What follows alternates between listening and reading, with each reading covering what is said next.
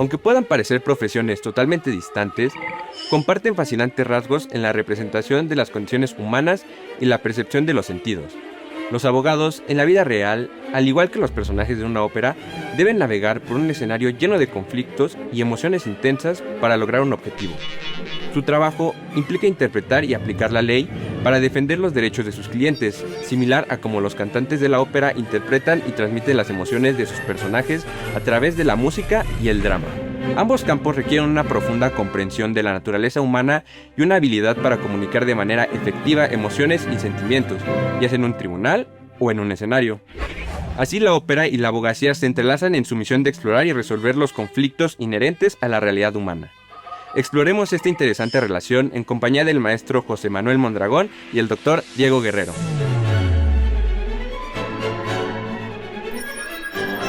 Bienvenidas, bienvenidos a una emisión más de Cultura al Derecho. Mi nombre es Diego Guerrero y el día de hoy vamos a hablar de un tema muy interesante que es el papel de la ópera y los abogados. Cómo los abogados hemos jugado un papel importante, hemos sido personajes en diversas óperas y para ello me acompaña el día de hoy el maestro José Manuel Mondragón Cruz, que además es maestro en tecnología musical, que además es parte del equipo de Cultura al Derecho. Así es. Alguna vez la voz de la alebrije, pues aquí está. A quienes tenían la duda quién estaba atrás de esa voz Soy yo. es el día de hoy precisamente José Manuel Mondragón. Pepe, me da mucho gusto tenerte el día de hoy aquí en Cultura del Derecho. Le digo Pepe porque es parte del equipo.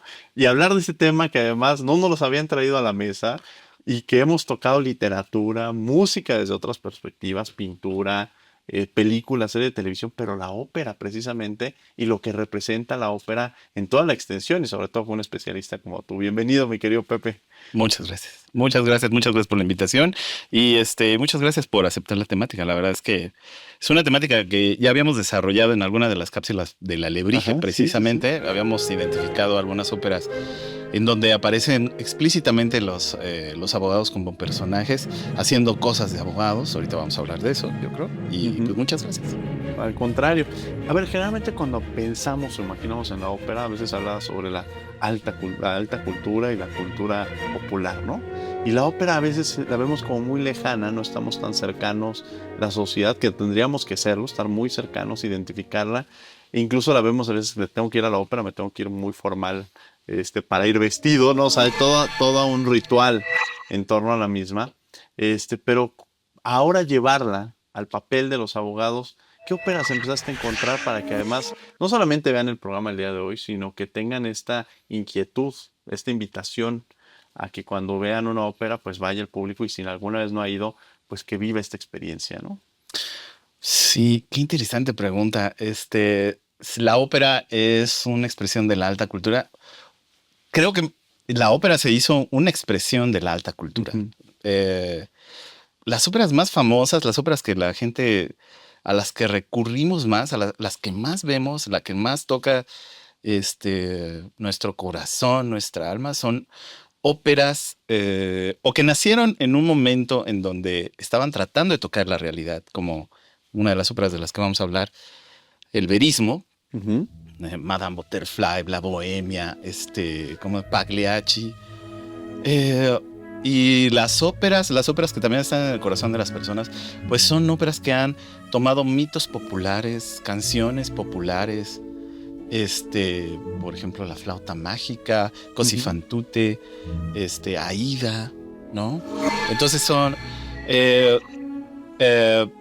óperas que más bien alcanzaron la alta cultura por el lugar que tienen en el corazón de las personas. Entonces vamos a hablar, espero que nos alcance el tiempo, de 3 óperas. La primera es El Murciélago, ¿no? El Murciélago de Richard Strauss II. No es Richard Strauss el de, ¿cómo se llama? El de Also sprach Zarathustra, sino es Richard Strauss el de los valses, ¿no? Entonces vamos a decir. La otra ópera de la que vamos a hablar es de una ópera ya casi contemporánea, es el siglo XX, de George Gershwin, Porgy and Bess, en donde aparece un personaje abogado haciendo una cosa de extorsión en contra de uno de los personajes. Eso está muy bonito. Y la tercera no aparece un abogado, pero es una historia que llegó a los textos del verismo porque es una historia, pues, ominosa, es una historia terrible, ¿no? Es Pagliacci de Leoncavallo, en donde se relata la historia, pues, de un asesinato y, bueno, pues de eso vamos a hablar un poquito más, más en detalle después, ¿no? Pero por supuesto, Ajá. una de las cosas que a mí me gustaría es pimponear las ideas, ¿no? Hacer un diálogo sobre las acciones de los abogados y ponerlas en contexto ahora, ¿no? Digo, recuerden, como decía los posmodernistas, las obras de arte no valen por lo que fueron, sino valen por lo que son, Ujú. ¿no? Por lo que son ahora. Entonces, me gustaría encontrar ese punto de encuentro con la cultura contemporánea, ¿no? A ver, vamos platicando un poco, introduciéndonos a esta lógica, a estas óperas que nos pone sobre la mesa, ¿no? Y dónde identificamos esta figura, por ejemplo, de lo que es el murciélago, por ejemplo, ¿no? Pensando en esta lógica de la ópera, de los personajes, de la legalidad. Un poco platícanos sobre esto, mi querido. La presencia de la legalidad en la ópera de Einstein, Ujú. perdón, en la ópera de Richard Strauss, es que el personaje principal es Einstein, es un acaudalado vienés Ajá. que tiene un problema ahí de un cobro y, y lo resuelve a golpes. Y entonces, Justicia por propia mano, ¿no? exacto, se quiere hacer justicia por propia mano y entonces envía a su abogado a resolver el problema. Él totalmente se desentiende, ¿no? Dice, no, yo no quiero saber nada de eso, arréglalo. Y entonces el abogado intenta arreglarlo, pero pues no lo logra. Llega el abogado y le dice, bueno, pues, ¿qué crees? Vas a estar 4 años en el bote, ¿no? Te vamos a ir 4 años porque no puedes estar resolviendo las cosas a golpes, ¿no? Ujú. Entonces él se súper enoja y le grita al abogado. Por si ese es un pedazo del área que debería estar sonando ahorita cuando yo haga el diseño de audio. y y entonces sucede que a Einstein no le importa. Esa es la parte que a mí me llama mucho la atención. No le importa, dice, de esto me voy a ocupar después y se va a una fiesta.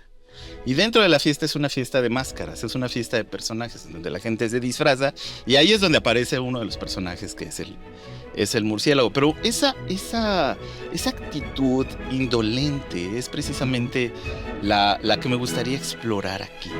Ujú. No sé si sea posible. O sea, los abogados están lanzados a arreglar problemas terribles, ¿no? De gente, pues, de gente acaudalada y privilegiada. Esa es como la parte que me gustaría explorar. Sí, a ver, nadie está un poco obligado a lo imposible, ¿no? O sea, si hay una sanción que se debe cumplir, ¿no? De acuerdo a una conducta que realizó otra persona, pues de acuerdo a ello, pues tendría, de acuerdo a la ópera, estos 4 años, privado de su libertad.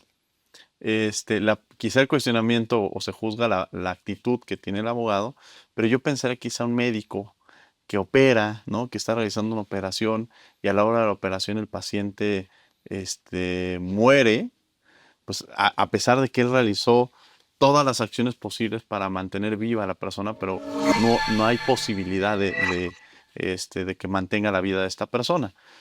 Concluyendo esta operación, el abogado en esta parte ética, moral, pues sí hay un sentimiento, ¿no? De encontrar, identificar que probablemente murió un paciente o una persona está privado de la vida, de la libertad. Pero en esa realidad también la vida sigue. Y entonces ahí es donde no podemos vincular nuestra vida personal con lo acontecido. Entonces, quizá en esa parte puede ser muy cuestionable, en términos reales, pues, la conducta que tiene, pero también yo creo que en otras profesiones se lleva estas acciones, ¿no? O sea, podríamos juzgar más bien estas conductas que pues continuar con tu vida probablemente el abogado hizo todo lo imposible posible y bajo los principios éticos para que esta persona pudiera tener su libertad.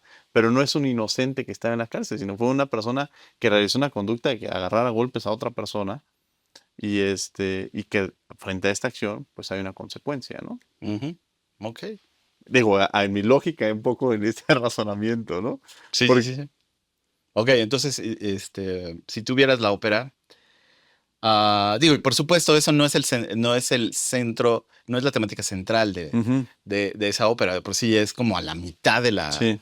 de la ópera esto que sucede. Y entonces, y por supuesto es una ópera cómica, ¿no? De enredos y de situaciones que se resuelven de manera cómica.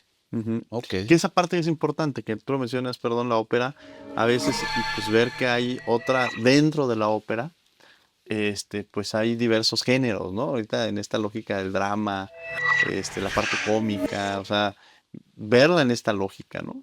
Sí, claro.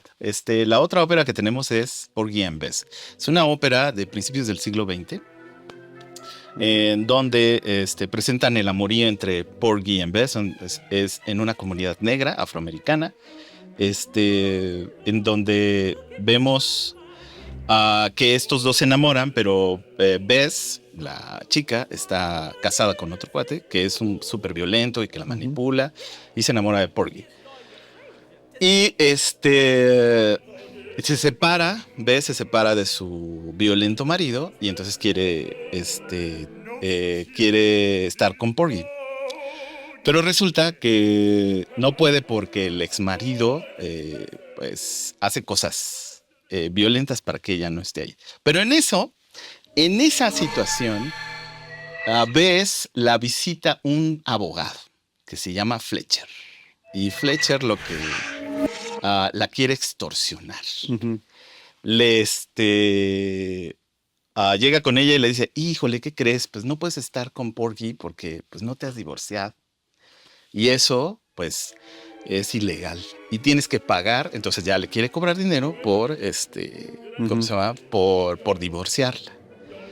Entonces le engaña, pero antes de que resulte el engaño, Bess es secuestrada por su exmarido y se la lleva a otro estado. Pero ahí aparece precisamente esta parte del abogado listillo, ¿no? Tomando este asunto de que no conoce bien las leyes de las personas, ¿no? La quiere extorsionar a Bess. Entonces eso se me hace una... se me hace un personaje interesante en esta plática que estamos teniendo acerca de los abogados. Vamos a tener que ir a un corte, mi querido Pepe, pero seguimos platicando justo de este tema, ya que hubo esta introducción a la ópera y a los abogados. No se vayan, regresamos, estamos aquí en Cultura del Derecho.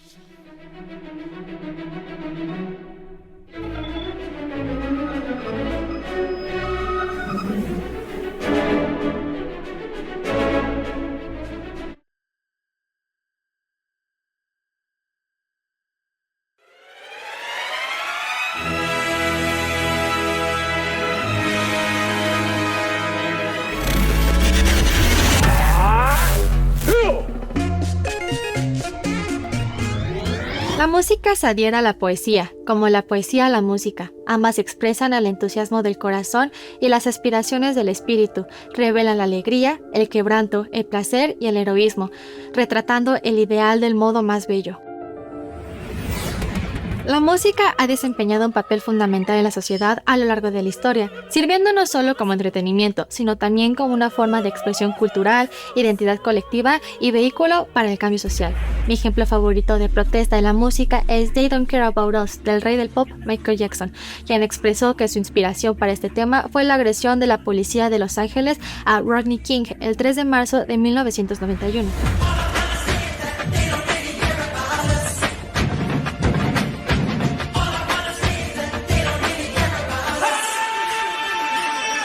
La importancia de la música reside en su capacidad para transformar, inspirar y unir a las personas, haciendo de ella una herramienta vital para la humanidad. ¿Y a ti? ¿Qué género o canción te inspira a ser un mejor individuo? Escríbenos en nuestras redes sociales.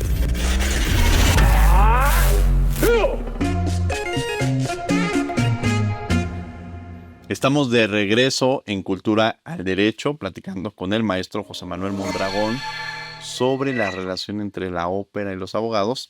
Y bueno, en el bloque anterior platicamos de esta ópera Porgy and Bess y pues un poco también el papel del abogado, en el cual pues en muchas de estas obras siempre se presenta como el villano, podríamos decirlo, en el cual pues existe esta figura de que trata de extorsionar a una persona y que también muestra una realidad, no la generalidad, pero también como en todas las profesiones, hay personas que no cumplen con esta ética y que con la obligación o la responsabilidad de realizar una acción conforme a los principios que uno debe tener, pues buscas tener un beneficio, ¿no? Sí, sí. Precisamente eso es lo que pasa en esta ópera. ¿Ves? La amante de Porgy está siendo extorsionada por Fletcher, el abogado que le dice: no te has divorciado de tu exmarido, o sea, no te has divorciado de tu marido porque no te has divorciado, y entonces pues por eso tienes que pagar, tienes que dar dinero. Y eso a lo que me trae es precisamente cómo las figuras de los abogados en estas óperas son caricaturizadas, ¿no? Son llevadas al extremo, ¿no? O son puestos como unos listillos, o como unos tontos, o como pues no sé, o sea, es la caricatura del abogado, ¿no? Uh-huh. Que es precisamente lo que no pasa en la tercera ópera. Vamos a hablar de la tercera ópera. Platícame la tercera ópera. Rapidísimo. La tercera ópera es Pagliacci. Es la historia de un payaso itinerante. Tiene un pequeño circo, se llama Canio. Y Canio, durante sus viajes, encuentra a una niña huérfana, con la que se casa cuando cumple 18 años. Uh-huh. Y entonces al circo, a este pequeño espectáculo itinerante, se junta Silvio, que es vamos a decir, el segundo payaso a bordo, y empieza a tener un amorío con la esposa de Canio. Y entonces ellos maquilan el asesinato de Canio para poderse casar y quedarse con el circo. Canio se da cuenta, Uh-huh. y entonces no les dice. Tiene que salir a escena, pero ya habiéndose enterado de su plan, de su emboscada. Y él, cuando se está pintando, cuando se está poniendo su traje de payaso, es cuando canta esta famosa aria Rigi Pagliacci, ¿no? Ríe payaso, ¿no? Vesti la lluvia, que es ponte el disfraz, ¿no? En italiano. Resulta que esta historia viene de un gendarme. Se supone que viene de un gendarme que se volvió juez, o que entró a juicio ¿cómo se llama? Esta temática, y quedó plasmada en un libro muy famoso del verismo. Entonces, por eso es que la traje a la conversación, porque es una historia que viene del mundo legal, que viene de los problemas, de las problemáticas a las que se enfrentan los jueces y los abogados, ¿no? Tenía razón Canio de haber matado, porque ya se las spoileé, lo siento, porque mata a su esposa y mata a Silvio, pero tenía razón de matarlos, o no, de vengarse por esto, porque si no, a él lo hubieran matado. Un poco la figura de la venganza en las historias, que hemos visto incluso, pues esta justicia por propia mano, ¿no? Esta realidad en la cual se justifica o pretendemos justificar nuestros hechos como un mecanismo, pero eso nos lleva también a romper con los esquemas legales o con una realidad en la cual pues hay estos crímenes a veces pasionales, por alguna manera decirlo, en los cuales tampoco puede ser justificable la acción que llevamos a cabo, ¿no? En ciertas conductas puede ser que tengamos esta falta de capacidad y entender en un momento determinado que sea una conducta que llevamos a cabo, pero si fue premeditada o una serie de elementos que nosotros pudiéramos considerar, en ningún caso puede estar justificada esta acción de llevar justicia por propia mano, ¿no? Sino, ¿dónde estaría el Estado de Derecho en un momento determinado? Lo cual me lleva a otro texto que yo considero del verismo, pero es mexicano, que es la historia de María Teresa de Landa. Uh-huh. ¿No? Uh-huh. O sea, sí, efectivamente, ok, muy bien. Canio no debió haber hecho justicia por propia mano. Pero luego me acuerdo de la historia de María Teresa de Landa siendo exonerada Y me pongo a pensar, digo, ¿debió haber sido exonerada por ese asesinato? O sea, creo que es un poco la misma problemática, ¿no? Sí, de hecho platicamos en algún programa, ¿no? El jurado Sí. hechizado, y que nos lleva incluso a estos sistemas frente a la justicia, porque la justicia es un concepto complejo, difícil de determinar, y al final siempre va a haber un juzgador que va a determinar si efectivamente se cumplían con los elementos para ser culpable o se tienen por este otro lado los elementos para ser inocente, ¿no? Muchas veces nosotros detrás de la pantalla o detrás de la obra o detrás de la ópera podemos ver el entorno y la realidad de lo que sucedió, pero en la realidad no tenemos esta posibilidad. O sea, al final el único que tiene estos elementos es el juzgador. Y entonces al hacer un poco ver el panorama completo, pues permite que determines que pues efectivamente la intención de esta persona no era matar a su esposo, ¿no? Pero frente a la conducta que recibe, pierde el control de sí misma. Y entonces, si bien no podríamos decir que es inocente, sí podemos decir que hay elementos para reducir la condena que tiene, porque pues fue una conducta que ella se sentía ofendida, que perdió el control de sí misma. Es decir, pero es muy complejo porque al final de cuentas no hay como una camarita que tengamos en los ojos y que nos muestren qué fue lo que hicimos en un momento determinado, ¿no? Sí, exacto. María Teresa de Landa tomó la pistola de Vidal Corro con la intención de matarse. De ella matarse, efectivamente. Ajá, eso. Y Vidal Corro, al querer detenerla, le vació la pistola. Lo cual es precisamente allí la atenuante, ¿no? Yo creo, o sea, como da un disparo por accidente, ok, pero le vació la pistola. O sea, no se detuvo ahí. Y luego me recuerdo haber leído la justificación, el relato final que hizo María Teresa de Landa, ¿no? Que estaba súper enamorada, sí, y que la habían traicionado. Y muy recomendable que lo lean. La verdad. ¿Por qué los abogados tendríamos que escuchar ópera? ¿Y por qué deberíamos de alguna manera vincularnos, involucrarnos? ¿O cuáles serían quizá la magia o las aportaciones que nos darían un momento a la ópera en general, pero sobre todo a los abogados que nos están viendo? La sublimación. Las óperas que han permanecido y las óperas que ahora se están haciendo, por ejemplo, la de Gabriela Ortiz, la de La Pura Verdad, que es la historia de migrantes dentro de un contenedor de tren. O la misma, el intermezzo La Selva Padrona, que las temáticas son continuas y son constantes. La traición, el clasismo, la injusticia social, son continuidades en la cultura. Y yo creo que vale mucho la pena. Por supuesto, las óperas no se tratan solo de eso, pero óperas muy famosas que están en el espíritu, en el alma de las personas, hablan de eso, ¿no?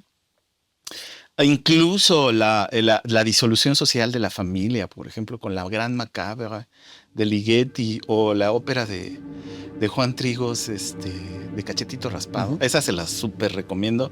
Es porque él, junto en su familia, se crea un género literario que se llama emoficción. Son óperas que hablan de las que son costumbristas, eso. José, muchas gracias por haber estado con nosotros de este lado el día de hoy aquí en Cultura del Derecho. Muchísimas gracias. Muchas gracias. Y gracias a ustedes por acompañarnos en una emisión más de Cultura del Derecho. Los martes estamos en Radio UNAM a las 16 horas por el 96.1 FM. Pero por pronto que tengan buen día y sigan con la programación de Canal 22. Hasta luego.